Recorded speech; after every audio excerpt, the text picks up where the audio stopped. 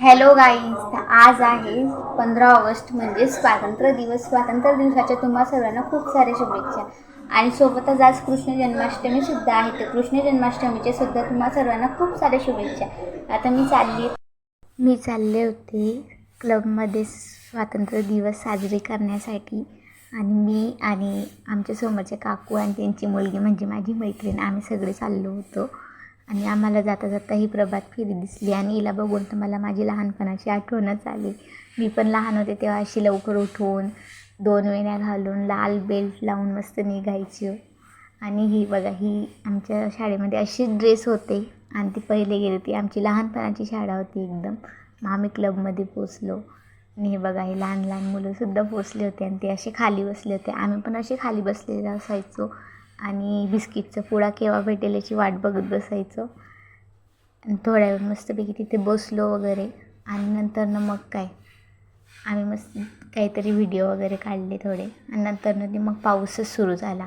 म्हणजे पावसाला पण यायचंच असतं मधात.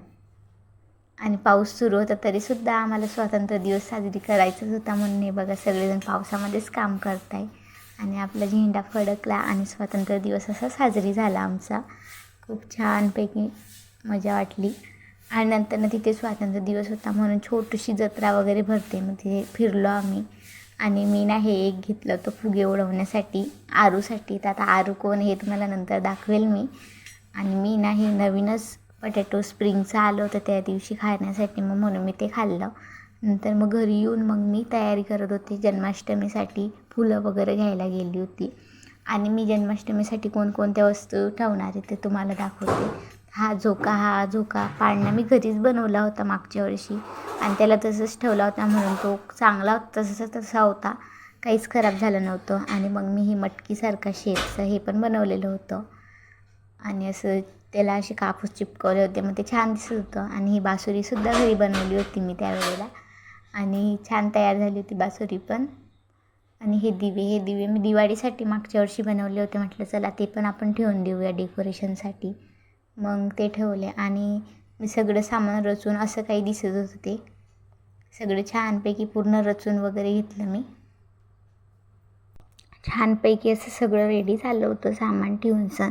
नंतर मग इथे गणपती बाप्पाचा अभिषेक करून घेतला दूध पाणीने. आणि नंतर मग कृष्ण भगवानचा सुद्धा अभिषेक केला दूध पाणीने. मग त्या कृष्ण भगवानना वस्त्र वगैरे घालून सगळे दागिने घातले आणि रेडी झालं सगळं. आणि दोघांचीही पूजा करून घेतली मी आणि फूल वगैरे ठेवून घेतले. आणि सगळं ठेवून मग असं छान असं दिसत होतं सगळं काही. सगळं वस्त्र वगैरे छान वाटत होते.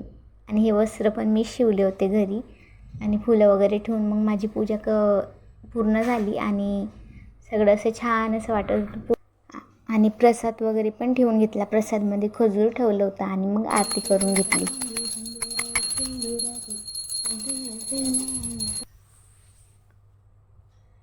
आरती झाल्यानंतर मग पाळण्यामध्ये कृष्ण भगवानला ठेवून झोका देऊन घेतला. आणि खरंच खूप छान वाटत होतं पाळण्यामध्ये बसलेले कृष्ण भगवान.